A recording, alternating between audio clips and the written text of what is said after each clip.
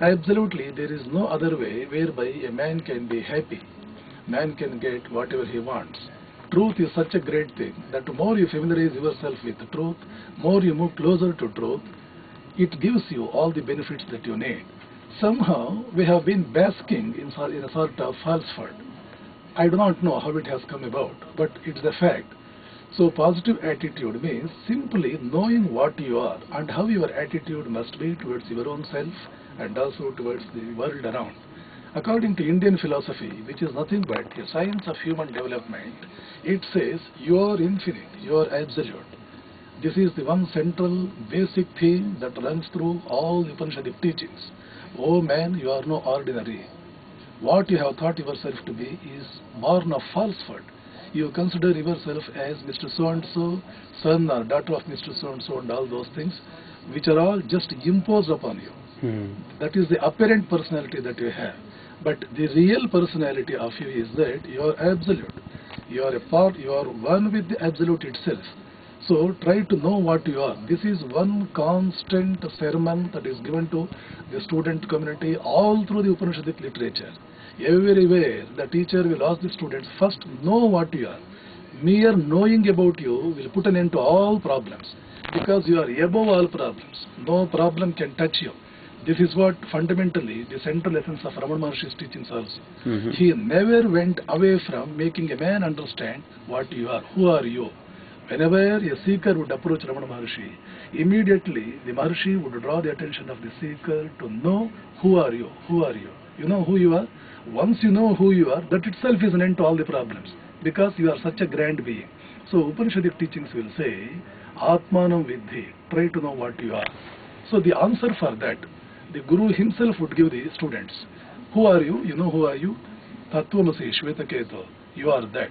The Atman, about which I have been describing all these years, that it has got absolute existence, absolute knowledge, absolute bliss. You are that. Already you have become.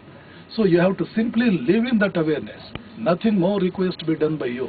Mere awareness, the fact that you are absolute, you are having absolute existence, absolute knowledge, absolute bliss, that itself will suffice, that itself will give you everything that you need. You are afraid of death. How can you die? You have got absolute existence. How can you die? The body may go away, but it doesn't mean to say it is an end for your own existence. How can you be ignorant? You are very much dissatisfied because every time you are not able to understand anything, you think you are ignorant or your knowledge is insufficient. How is it? It is born of delusion. You are absolute knowledge itself. In what way, after all, there is any dearth of knowledge in you? And sometimes you say you are miserable. I am not getting this. I am not. But by nature itself, you are bliss. You are absolute bliss. And we must know, nature is something that we can never be bereft of, even for a particle second. Not even for a second. Not even for a particle second. We cannot be away from our nature. So something that will be ever constantly with us is alone what we call as nature. So it is your nature to have absolute existence. It is your nature to have absolute knowledge. It is your nature to have absolute bliss. How at all you will die? How at all you will be ignorant? How at all you will be miserable? So whatever you think that you are deprived of, or anything, whenever you think in terms of I am not having this or I am not having that, it is only out of ignorance, and definitely it is not fact. So what you need to have or what you need to be is that always live in that constant awareness that I am Atman, that I am Atman. This awareness itself will bring about a transformation in you, whereby you will be in a position to achieve whatever you want. For example, here only in America, we have that wonderful episode of the life of Wilma Rudolph, one polio hit girl. She was polio hit. All the physicians and doctors in the vicinity told, you cannot walk, you are polio hit. Somehow you have to use crutches and execute your mobility. There is no other way for you. But somehow this girl was not in a position to accept that version. She wanted to assert herself, no, I do walk, like any of my friends walks. I am not prepared to accept crutches. I am going to walk normally.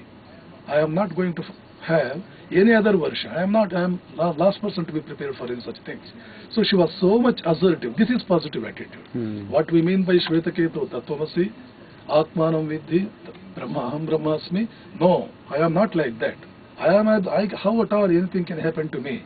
I am not affected by all these seeming retarding processes, retarding developments. I am above all these things. I am transcendental. This constant thought running, coursing through the being is what we call as positive attitude. The result is that girl, one day she came to the physical education teacher and said, "Sir, people say I am polio hit, I cannot walk, but I want to walk, I want to run in a normal way." The teacher said, "No, you practice. By virtue of practice you can do anything. Don't accept anybody's version. You be assertive always. Nothing has happened to you. You will be like any other girl.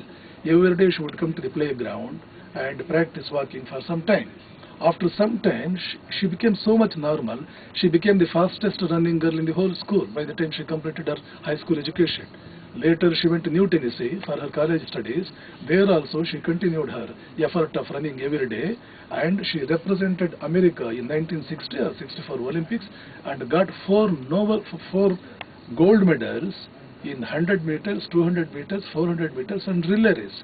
A polio hit girl who had been considered as someone absolutely unable even to put one step in the normal way, lifted herself to a position whereby she brought 4 gold medals for America in Olympics. Means where from the transformation came, how the transformation took place. It came from inside. All those things could take place only because she was the last person to accept what appeared to be as a doom for her, what appeared to be a damnation for her. Oh man, typically this is the type of the attitude that you need. By developing positive attitude, your body will change, your mind will change, your body will change, your whole being will change, and your future is in your own hands.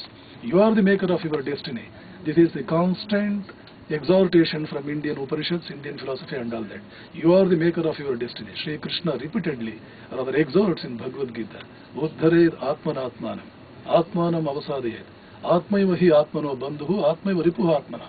Your friend is your Atma, your enemy is your Atma, your elevation, your downfall, everything is in you.